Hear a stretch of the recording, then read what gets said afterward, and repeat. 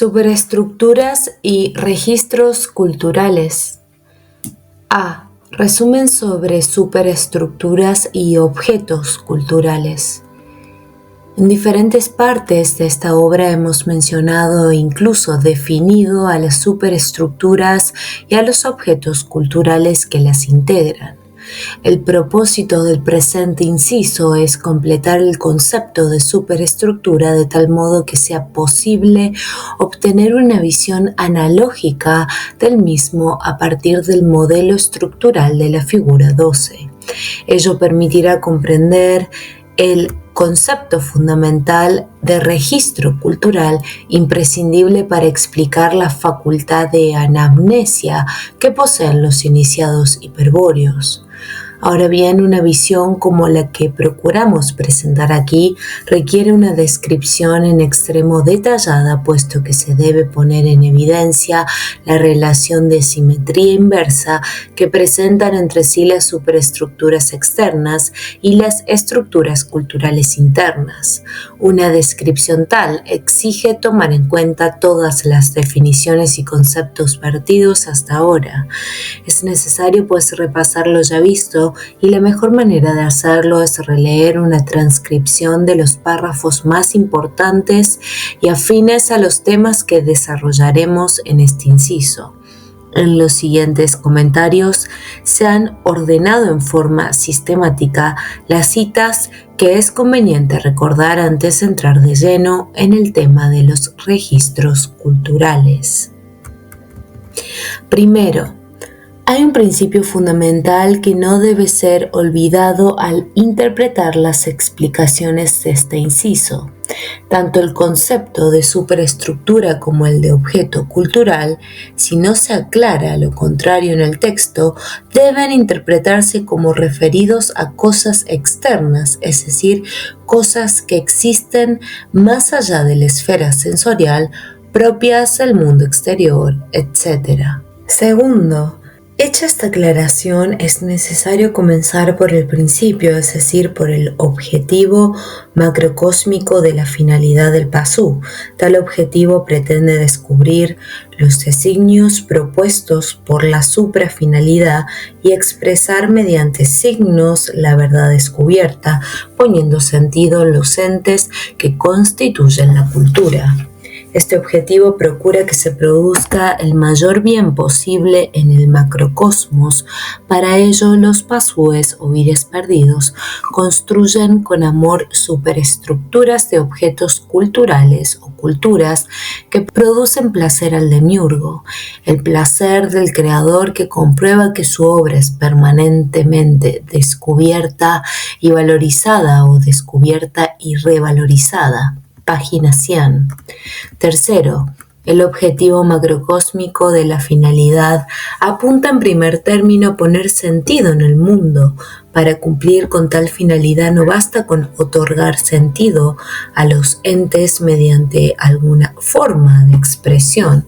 Es necesario también que dicho sentido perdure y sea reafirmado una y otra vez tras una búsqueda y descubrimiento perpetuo del designio de una verdad que nunca acaba de revelarse completamente a la razón. Esa búsqueda, ese descubrimiento, esa reafirmación agradan al demiurgo, forman parte del objeto de su placer.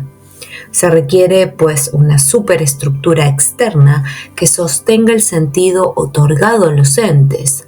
Construir tal superestructura es una tarea colectiva y los lenguajes son la herramienta con que está dotado el pasú para emprenderla. Página 86. Dejemos por el momento la tarea de explicar cómo se construye una superestructura e indaguemos sobre la esencia de los objetos culturales. Cuarto, el objetivo macrocósmico de la finalidad requiere en efecto que el pasú sea colectivamente productor de cultura y particularmente postor de sentido. Para ello se ha de valer del lenguaje habitual o idioma corriente y de otros lenguajes oblicuos. Página 86.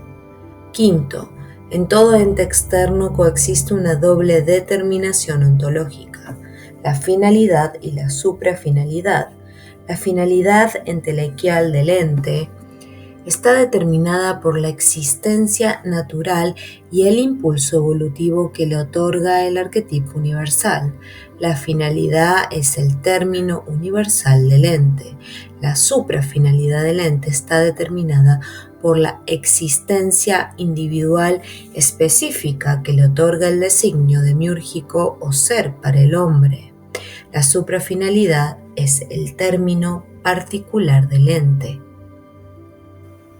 Sexto, los entes son designados por el demiurgo con una palabra primordial que debe ser descubierta por el pasú y racionalizada en su estructura cultural. Esta palabra, este designio, este ser para el hombre, es la esencia del ente, lo dado al conocimiento, la suprafinalidad. El designio es lo dado al conocimiento racional, lo que es tomado por la razón e interpretado como esquema, y lo que es significado por el pensamiento del esquema. Pero en ese dar el designio, el ente espera recibir el sentido, es decir, lo dado debe ser devuelto, restituido en el ente, pero con un sentido nuevo, cultural. Ese sentido, expresión del significado, es lo que el pasú pone en el ente en lugar del designio, transformando el ente en objeto cultural. Página 87. Queda claro ya en esta cita que el objeto cultural es un ente externo al que se le ha puesto un sentido, expresión del significado de un concepto tajada interior. Séptimo, el acuerdo entre el objetivo macrocósmico de la finalidad del pasú y la suprafinalidad del ente exige así un movimiento en dos sentidos, del ente al pasú y del pasú al ente, página 87. Los extremos del primer movimiento son la percepción del designio y el significado. Los extremos del segundo son el significado y la expresión. Octavo, puesto que en los artículos siguientes nos referiremos especialmente al segundo movimiento, conviene recordar en qué consiste. El significado contenido en un concepto es proyectado hacia el mundo en dirección a un ente que se encuentra más allá de la esfera sensorial. La manifestación exterior del proyecto es la expresión de un signo. El signo expresado por un movimiento corporal es una señal puesta sobre el ente de referencia. Esta señal en el ente que señala el signo corresponde a lo significado por el designio demiúrgico del ente. Sobre el designio dado se pone ahora el signo. El conocimiento del ente es el paso del designio demiúrgico al significado. Por eso la proyección del significado de un signo sobre el ente es el reconocimiento del ente. Solo al ser reconocido, al ser signado, el ente adquiere sentido. El designio demiúrgico es el ser para el hombre, el objeto de conocimiento. Solo el signo humano en el ente, el reconocimiento, le pone sentido, le hace existir para el hombre. Página 90. Noveno, pero el sentido opuesto en los entes requiere para su perpetuación el concurso colectivo de la cultura. El ente comienza a existir para el hombre cuando es señalado con el signo y adquiere sentido, pero debemos advertir que tal sentido solo puede perdurar si el signo que lo confiere es también empleado por otros pasúes para reconocer y afirmar el ente. El signo, en efecto, debe poder ser entendido por la comunidad, aprendido y enseñado, perpetuado colectivamente en el mundo, vale decir, el signo puesto en el ente debe ser expresado culturalmente. Esta condición de la finalidad del pasú determina que el signo se exprese como término de un lenguaje, como representante de un concepto. Una comunidad puede así convenir en ciertos signos para comunicarse el conocimiento de los entes y sostener su sentido. Un conjunto de signos tales constituye la expresión de un lenguaje, no el lenguaje en sí, pues, según hemos visto, todo lenguaje tiene su origen en la estructura cultural. El lenguaje estructural es un organismo vivo y por eso puede crecer y desarrollarse. Los signos solo son proyectos, representaciones de los conceptos y de los sistemas de conceptos. Página 91. Décimo, el pasú pone el sentido en el ente y aun cuando la muerte le impide expresarlo perpetuamente, el sentido se prolonga si otros pasúes se asocian para sostenerlo como un significado común. El ente así señalado con un signo convenido colectivamente, pasa a convertirse en un objeto cultural. Naturalmente, si lo que se ha puesto sobre el ente es un signo tal como I, que representa un símbolo I, figura 21, que es réplica de un concepto XX, resulta que en lo que coincide primeramente la comunidad es en el conocimiento conceptual del ente, pero una vez que el ente ha sido signado por la expresión del concepto y tal significado ha sido reconocido por los miembros de la sociedad, nada impide que cada uno acceda individualmente al designio y profundice su comprensión. Lo que religa entonces a la sociedad pasú como tal es el sentido puesto en los entes, sentido que es en cierta medida compartido por todos, y es esa unión de los pasúes entre sí por intermedio del sentido óntico lo que constituye la forma externa de la cultura. Página 321. 11. Resumiendo, los objetos culturales pueden ser internos o externos. Los objetos culturales internos forman parte de la estructura cultural y constituyen un primer grado en la realidad del objeto.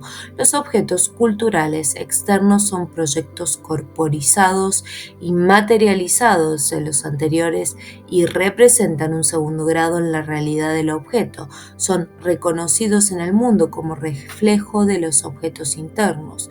Naturalmente, si tal dependencia nos advierte, puede cometerse el error nociológico de atribuir las cualidades culturales directamente al cuerpo físico o entidad sobre la que se ha efectuado el proyecto. Página 323.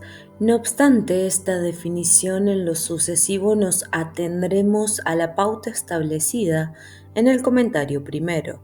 En todo cuanto se refiera a las superestructuras, los objetos culturales deben ser considerados externos. 12. Estas citas y aclaraciones sobre los objetos culturales son apropiadas para comprender las definiciones de superestructura y de cultura externa. Elementalmente hemos dicho que una cultura externa es la forma que determina una superestructura y que los miembros de una superestructura son objetos culturales y hombres, pasúes o vires perdidos. Según esto, las superestructuras solo pueden ser externas puesto que incluyen al hombre en su complexión. Ahora bien, sabemos que una cultura es algo que se forma para cumplir con el objetivo macrocósmico de la finalidad del pasú y, como vimos, algo que progresa, que se desarrolla hacia la perfección. El progreso es racional, consiste en aumentar la comprensión de los entes, en perfeccionar los objetos culturales. De esa visión racional del mundo, de ese poner sentido en los entes, van emergiendo los objetos culturales que forman el contexto cultural del pasú. Pero los objetos culturales no son cosas simplemente depositadas en el mundo. Al ser nombrados, al recibir un sentido, han sido impulsados a ocupar un lugar racional junto a otros objetos culturales, es decir, a guardar con ellos ciertas relaciones significativas. Página 98. Como veremos con detalle en el artículo C, Entre los objetos culturales existe una conexión de sentido que constituye la superestructuración propiamente dicha. Es así que en cada ente que el Pazú va poniendo sentido, surge un objeto cultural que se integra a una superestructura externa cuya forma global se denomina cultura. Y las superestructuras externas van creciendo sistemáticamente a medida que se incorporan nuevos objetos culturales, se perfeccionan los ya existentes o se establecen nuevas relaciones entre ellos. Página 98. 13. Pero no debe creerse ingenuamente que las superestructuras son meras proyecciones de la estructura cultural interna del Pazú. Por el contrario, las superestructuras poseen vida propia, son capaces no sólo de integrar al hombre en su complexión, sino de determinar su voluntad. ¿Cuál es la mente que análogamente a la estructura cultural interna anima a estas superestructuras externas? Respuesta: una clase de arquetipos universales denominados psicoideos o egregoros. Página 98. 14. Presentando las culturas externas una capacidad estructural demasiado grande como para intentar su descripción rigurosa o tan siquiera aproximarse a ella, es habitual reflexionar sobre ciertas fracciones o subestructuras denominadas hecho cultural. Para visualizar las explicaciones siempre nos hemos de referir a hechos culturales, pero las conclusiones obtenidas podrán luego extenderse a la totalidad de la forma cultural por inducción analógica. El hecho cultural está determinado por el espacio cultural y el tiempo histórico. El espacio abarcado por una cultura externa es indudablemente enorme. Todo lugar que contenga un objeto cultural externo es parte de tal espacio, desde el sitio ocupado por la galaxia más lejana hasta aquel en que se mueven las partículas subatómicas, pasando por todos los objetos culturales comunes a la sociedad. En verdad, el ámbito de la cultura externa es increíblemente extenso, y ello por efecto de la actividad postora de sentido que caracteriza al Pazú o al vídeo perdido. Los alcances de este efecto asignador se comprenderán mejor si definimos al espacio cultural exterior como todo aquel lugar en el que sea posible efectuar alguna de estas tres cosas. A. Descubrir un ente designado. B. Proyectar un signo. C. Reconocer un objeto. El espacio real que cumple con alguno de estos requisitos constituye el universo de los objetos culturales externos. Página 324. El hecho cultural es entonces esa fracción de la cultura externa que nos involucra en su trama y a la que se debe estudiar para comprender el fundamento estructural de la cultura externa que, como sabemos, es de grado superior al de la cultura interna o modelo cultural. Y el hecho cultural, en su calidad de hecho histórico, es, según se ha visto, la manifestación de un arquetipo psicoideo o mito en un espacio cultural determinado. Página 326. 15. Resumiendo, hemos comprobado que entre la cultura externa y la cultura interna existe una correspondencia estructural estricta, de tal modo que los conceptos o aserciones de la estructura cultural interna se reflejan en objetos culturales de la cultura externa y que el continuo significado de la estructura cultural interna es correlativo con el continuo significado temporal del devenir histórico de la cultura externa. También decimos que la manifestación de un símbolo y que replica un concepto XX es análogo a la manifestación de un arquetipo psicoideo durante un hecho cultural. Página 326. 16. Es importante tener presente con claridad el ámbito de manifestación de las culturas externas, es decir, el campo de existencia de las superestructuras. Esto se definió ya en el marco de la analogía micro y macrocósmica y conviene releerlo ahora. Consideremos la región A, figura 39. Desde el plano arquetípico, los arquetipos universales se despliegan hacia el plano material, impulsados por el aspecto belleza o inteligencia activa y se manifiestan como entes finitos, intentando alcanzar la entelequia.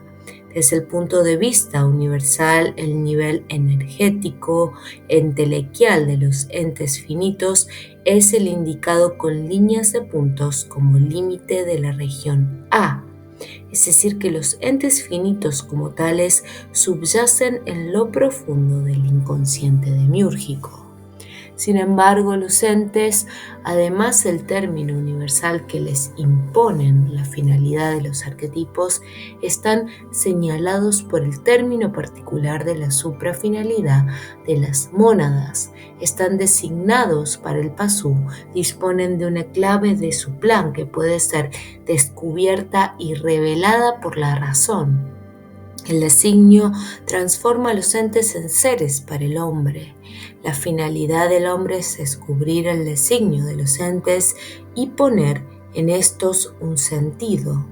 El hombre convierte así a los entes en objetos culturales, brindándoles la posibilidad de existir más allá de la región profunda, de salir de la inconsciencia demiúrgica. Tal como se aprecia en el esquema energético, los entes se tornan más conscientes a medida que ganan sentido. Luego del nivel de los entes designados se encuentra la región B de las culturas exteriores, las cuales consisten en objetos culturales y hombres superestructurados. El ente designado goza aquí como objeto cultural de una existencia de grado superior, lleno de sentido que representa para el demiurgo un bien, un acto de amor, etc. La región B es análoga a la región B minúscula del mismo modo que las culturas exteriores o superestructuras que aquella contiene son análogas a la estructura cultural de esta.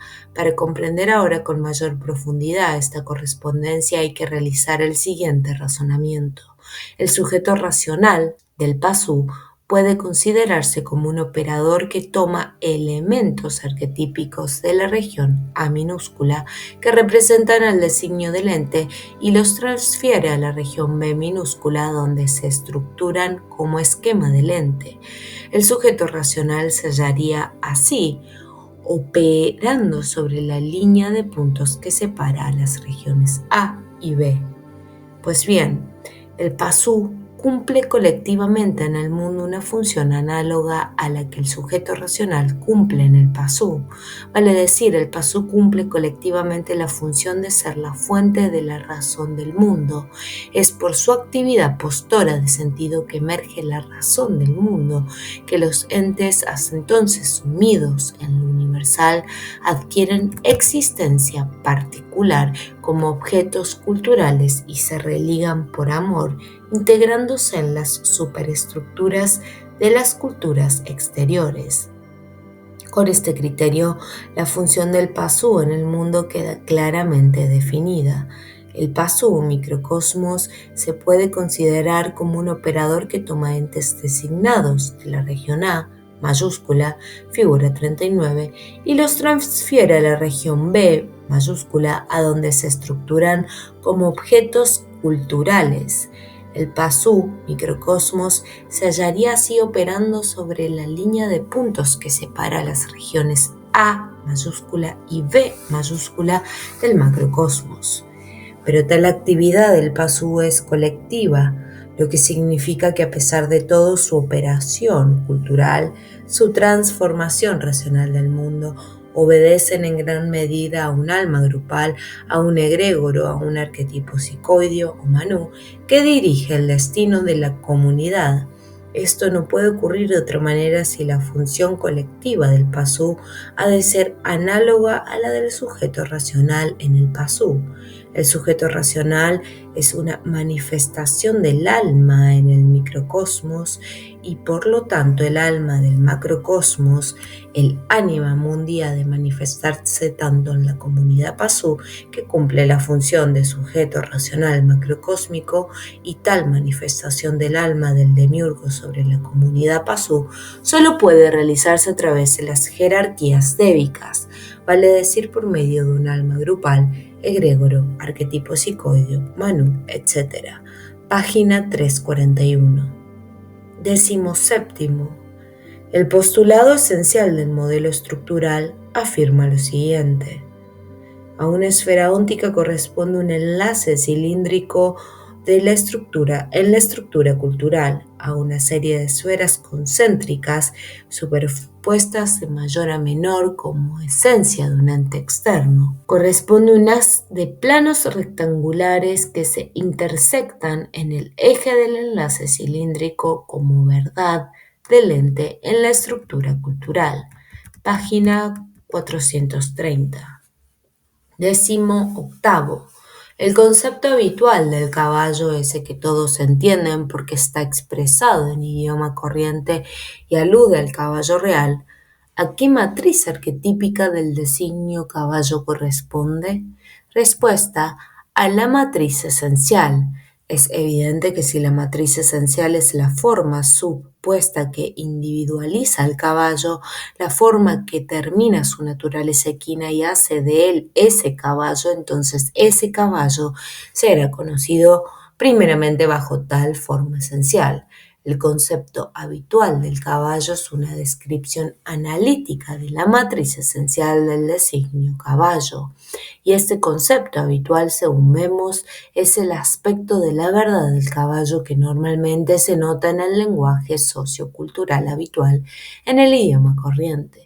Por eso definimos más atrás que el concepto del ente expresado en ese lenguaje normalmente horizontal propone como verdad del ente la descripción analítica de la matriz esencial. Página 447. 19. El modelo de designio permite extender esta definición de concepto habitual para todo ente. En la figura 46, en efecto, puede comprobarse que uno de los planos axiales señalado AB es paralelo al plano de significación horizontal STT. El plano axial AB representa el concepto habitual del ente, vale decir, al concepto de la matriz esencial. En la misma figura se observan además otros planos axiales dentro del enlace cilíndrico o esquema del ente. Son los conceptos tajada de las matrices virtuales del designio, conceptos que solo pueden ser notados en el contexto de planos de significación oblicuos correspondientes a lenguajes no habituales. Página 447.